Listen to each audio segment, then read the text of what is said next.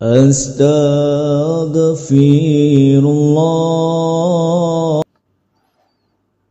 Assalamualaikum warahmatullahi wabarakatuh. Alhamdulillah, salatu wassalamu ala rasulillah wa ala alihi wa sahbihi wa mawalah wa la hawla wa la quwata illa billahi wa ba'du.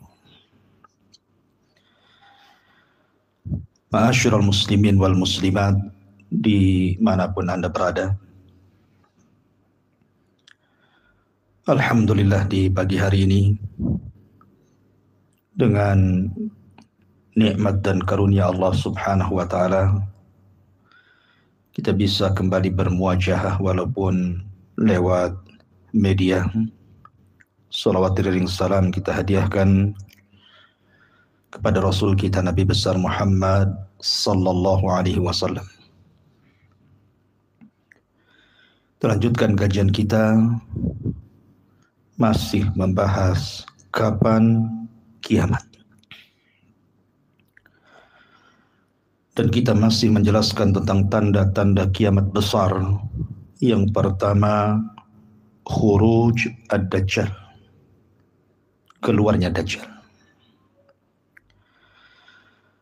Ma'asyiral muslimin yang dimuliakan Allah subhanahu wa ta'ala, Nabi sallallahu alaihi wasallam saking sayangnya kepada umatnya menjelaskan kepada kita betapa takutnya fitnah Dajjal itu. Sampai-sampai Rasul mengatakan ghairad Dajjal akhwafuni alaikum. Selain fitnah Dajjal, tidak ada yang aku khawatirkan menimpa kalian. Tapi khusus fitnah Dajjal ini sangat menakutkan diriku. Iyakhruj fikum wa ana hayyun fa ana hajiju dunakum. Kalau Dajjal keluar kepada kalian dan aku masih hidup, kata Rasul, akulah yang akan melawannya, menghadapinya, mematahkan hujahnya, bahkan membunuhnya. Wa iyakhruj walastu fikum famru'un hajiju nafsi. Tapi kalau seandainya Dajjal muncul di tengah kalian sementara aku sudah tiada, maka masing-masing manusia akan melawan sendiri-sendiri kepada Dajjal. Ma'asyiral muslimin yang dimuliakan Allah subhanahu wa ta'ala, 3 tahun sebelum kemunculan Dajjal akan terjadi pacaklik yang sangat hebat dan kefakiran serta kemiskinan yang merata. Kata Nabi sallallahu alaihi wasallam, 3 sanawat syidah qabla khurujid Dajjal, 3 tahun akan terjadi pacaklik yang luar biasa sebelum munculnya Dajjal. Fihal qahtu wal faqr, akan tersebar musibah yang sangat besar dari kekeringan dan kefakiran. Yusibun nas fiha ju'un syadid, manusia akan merasakan rasa lapar yang luar biasa. Apa penyebabnya? Ya'murullahu as-samaa'a as-sanatal ula antah bisa thulutha matariha. Karena Allah subhanahu wa ta'ala memerintahkan langit, dan langit sudah berhak untuk taat kepada perintah Allah, maka langit pun diperintah Allah untuk menahan hujannya selama atau sebanyak 2/3 langit. Wa ya'murul arda an tahbitha thulutha nabatiha. Bahkan bukan hanya langit Allah perintahkan untuk tidak turunkan hujan, tapi bumi pun Allah perintahkan wa huqqalaha an tuti'. Sudah berhak bumi mentaati perintah Allah. Maka Allah tahan di bumi sepertiganya tidak ada tumbuh-tumbuhan sama sekali. Kering, kelontang, gersang, gundul, tidak ada satu rumput pun yang hidup. Tsumma ya'muru as-sama' fi sanati tsaniyah. Kemudian Allah perintahkan pada tahun kedua, fatahbisu thulutsai matariha wa ya'murul arda fatahbisa thulutsai nabatiha.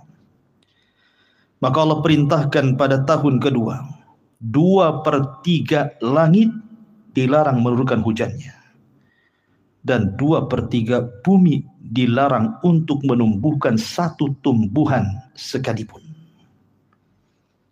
Tsumma ya'muru as-sama' fi sanati tsaditsah fatahbisu mataraha kullaha fala taqturu qitratan wa ya'muru al-ardha fatahbis nabataha kullaha fala tumbit hadra fala yabqa dhatu dhilfin illa halak illa masya Allah. Maka tahun ketiga, kata Rasul, Allah perintahkan langit untuk menahan, untuk tidak ada hujan satu tetes pun, satu langit. Dan Allah subhanahu wa ta'ala perintahkan bumi agar jangan menumbuhkan satu tumbuhan pun, satu bumi. Kata Nabi SAW, fala yabqa dhatu dhilfin illa halak. Tidak ada satupun hewan-hewan yang hidup yang bisa berjalan di permukaan bumi. Semua binasa. Karena tidak ada yang dimakan. Tidak ada satupun pohon dan tumbuhan kecuali mengering. Tidak ada satupun hewan dari hewan buas sampai hewan jinak kecuali Allah binasakan. Kecuali yang Allah kehendaki saja. Ketika itu para sahabat bertanya kepada Nabi SAW, "Fama ya'ishun nas fi dzalika zaman Rasul?" Kalau tidak ada satupun tumbuhan yang hidup, tidak ada satupun binatang yang hidup, lalu apa manusia yang akan dimakan dan diminum mereka? Tidak ada. Tidak ada serapan air. Kering mengering. Tidak ada daging yang dimakan. Tidak ada beras, tidak ada gandum, tidak ada roti. Tidak ada apapun yang bisa mereka makan. Lalu apa yang mereka makan? Bagaimana cara bertahan hidupnya orang-orang? Maka Nabi SAW mengatakan, sesungguhnya mereka akan hidup wa yujzi'u dzalika 'alaihim, dan akan mencukupkan kehidupan mereka bidzikri, dengan cara berzikir, dengan cara mengucapkan alhamdulillah, dengan cara mengucapkan la ilaha illallah, dengan cara mengucapkan Allahu Akbar. Maka itulah sebagai ganti makanan mereka. Apabila mereka lapar, mereka mengucapkan alhamdulillah, mereka kenyang. Apabila mereka lapar, mereka tinggal mengucapkan Allahu Akbar, tiba-tiba kenyang. Apabila mereka merasa lapar, mereka mengucapkan la ilaha illallah, mereka pun kenyang. Atas kuasa Allah subhanahu wa ta'ala. Bersyukurlah orang-orang yang mendawamkan zikir. Karena di akhir zaman, Islam tinggal namanya. Al-Quran tidak ada tulisannya dan tidak ada hafalannya. Al-Quran akan diangkat satu malam, sehingga tidak ada mushaf kecuali kosong. Tidak ada hafalan, tidak ada kecuali hilang. Dan ucapan yang ada hanya kalimat la ilaha illallah. Itu pun diucapkan oleh orang-orang tua mereka. Itu pun mereka mendengar bapak-bapak mereka mengucapkan kalimat itu, mereka pun ikut mengucapkannya. Ma'asyiral muslimin yang dimuliakan Allah subhanahu wa ta'ala. Nah, setelah 3 tahun yang luar biasa musibah yang Allah timpakan, dari pacaklik yang hebat, kelaparan yang merata, disinilah Allah subhanahu wa ta'ala munculkan Dajjal. Karena di antara fitnah Dajjal, Allah berikan sedikit rububiyah kepada Dajjal untuk memfitnah manusia. Di antaranya Dajjal akan memerintahkan langit, hujan kamu. Fatumtiras sama, maka langit pun hujan. Kemudian Dajjal akan memerintahkan bumi yang gersang kering kelontang, tumbuh engkau, maka akan tumbuh tumbuhan dari bumi. Maka ketika Dajjal sampai di sebuah tempat yang merebak kelaparan, kefakiran, kemiskinan, dan gersangnya bumi serta hewan-hewan yang sudah hancur dan binasa, maka Dajjal akan menawarkan kepada mereka, bagaimana kalau seandainya kuperintahkan langit untuk hujan, dia hujan, kuperintahkan bumi ku tumbuh, dia tumbuh, kuperintahkan hewan-hewan yang sudah mati kuhidupkan dan akan semakin gemuk dan kau bisa melihatnya. Syaratnya satu, sembah aku. Maka apabila tempat tersebut kemudian menjadi budaknya Dajjal, hamba Dajjal, maka betul-betul Dajjal akan menghujani mereka. Merintahkan langit untuk hujan maka hujan, merintahkan bumi untuk tumbuh maka tumbuh, merintahkan hewan yang mati untuk hidup kembali maka hidup kembali. Sekali lagi, ini bukan Dajjal yang melakukannya, tetap Allah Subhanahu wa taala. Tetapi Allah hanya ingin memberikan fitnah kepada manusia dengan memberikan sedikit rububiyahnya. Masyarul muslimin yang dimuliakan Allah Subhanahu wa taala, maka banyak orang-orang yang mengikuti Dajjal. Tapi sebaliknya, kalau dia melintasi sebuah daerah, disuruh untuk menyembah kemudian malah mendustakannya, disuruh beriman malah mengkufurinya, maka daerah tersebut akan tetap seperti itu. Tidak ada hujan yang menimpa mereka, tidak ada tumbuhan yang hidup di negeri mereka, tidak ada hewan yang hidup dan juga bertahan untuk hidup di negeri mereka. Betul-betul Dajjal akan membiarkan mereka kelaparan. Tapi karena mereka beriman, mereka bisa bertahan dengan subhanallah, alhamdulillah, wala ilaha illallah, Allahu akbar. Ma'asyiral muslimin yang dimuliakan Allah Subhanahu wa taala.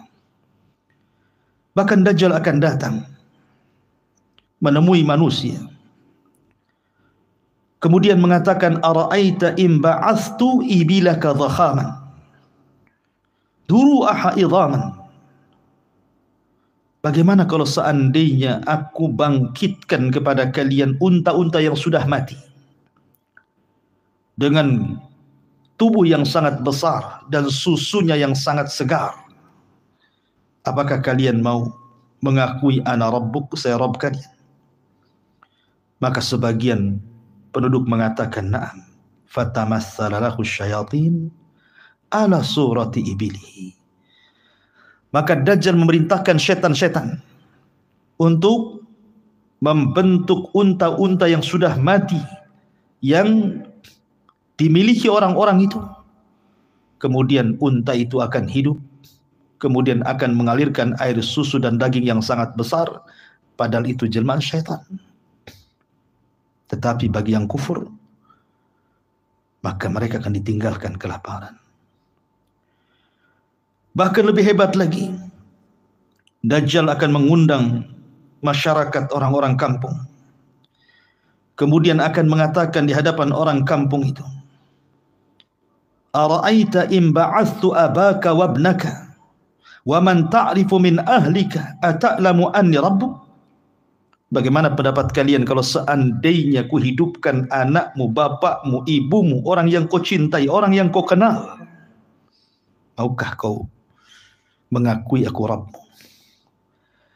Maka orang-orang mengatakan na'am, ya.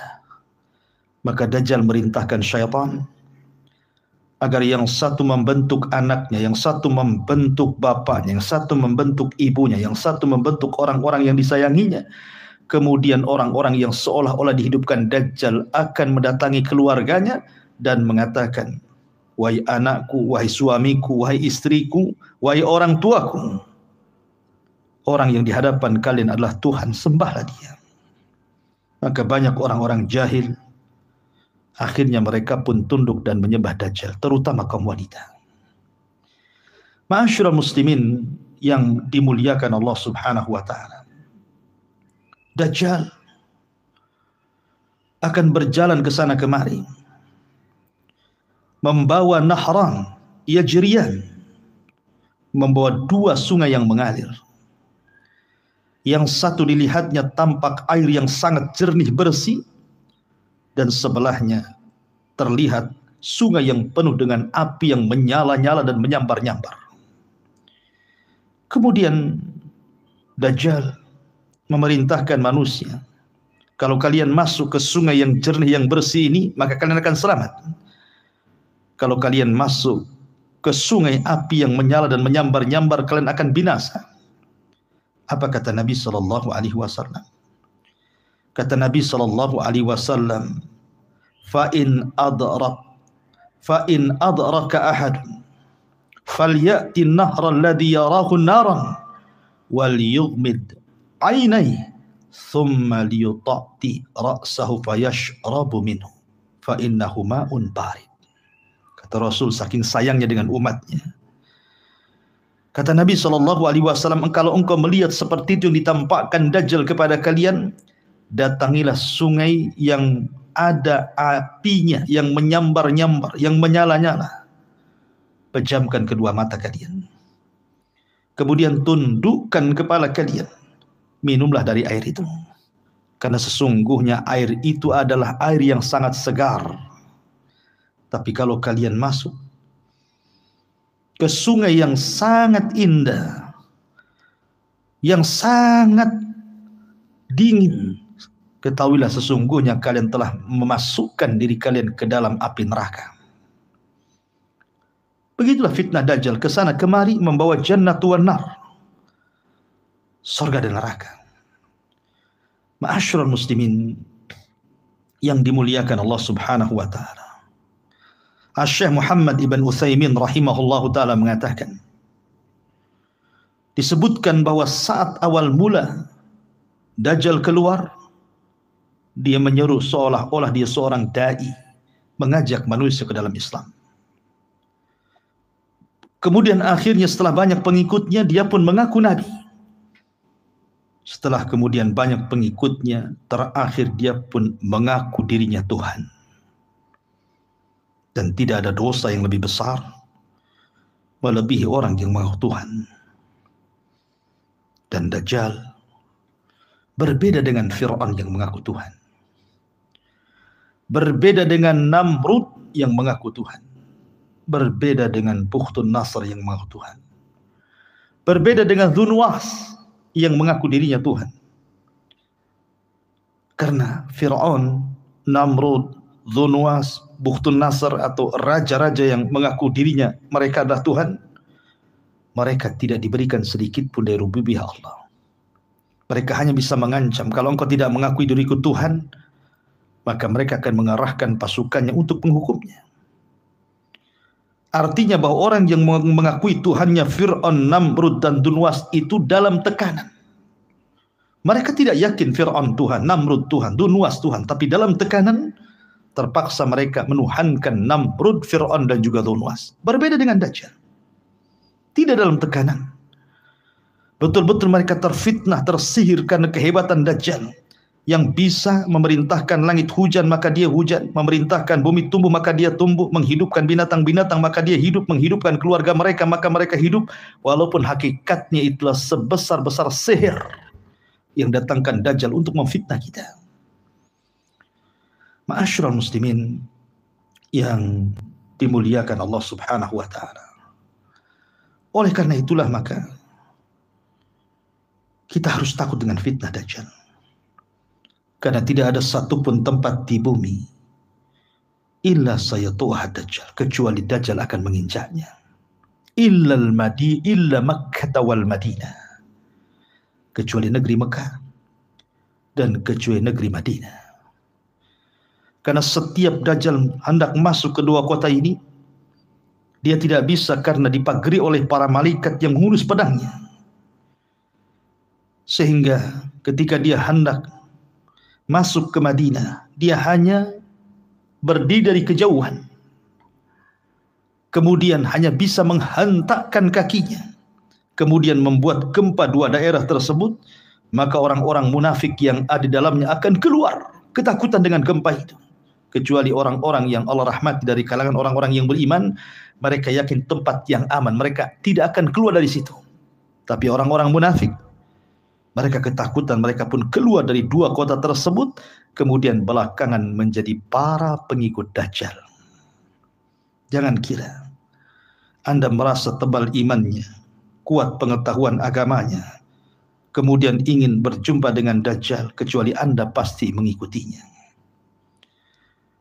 Kecuali orang-orang yang Allah rahmati. Oleh karena itulah maka sedemikian bahayanya fitnah Dajjal itu. Sampai-sampai Nabi SAW merintahkan kita untuk membaca surah Al-Kahfi, baik di awal ataupun di akhir, 10 awal ataupun 10 akhir, supaya bisa terhindar dari fitnah Dajjal. Bahkan sebelum salam dalam tasyahud, kita disuruh untuk ta'awud kepada Allah Subhanahu wa taala min syarri fitnati Masihid Dajjal. Aku berlindung dari buruknya fitnah Al-Masih Ad-Dajjal. Ma'asyiral muslimin yang dimuliakan Allah Subhanahu wa taala. Dari sini kita tahu betapa dahsyatnya fitnah Dajjal. Betapa kuatnya fitnah Dajjal. Maka takutlah kita kepada Allah, agar jangan sampai kemudian Allah pertemukan kita dengan Dajjal. Mudah-mudahan yang sedikit ini ada manfaatnya. Subhanakallah bihamdika, asyhadu an la ilaha illa anta astaghfiruka wa atubu ilaik. Allahu ta'ala alam. Assalamualaikum warahmatullahi wabarakatuh.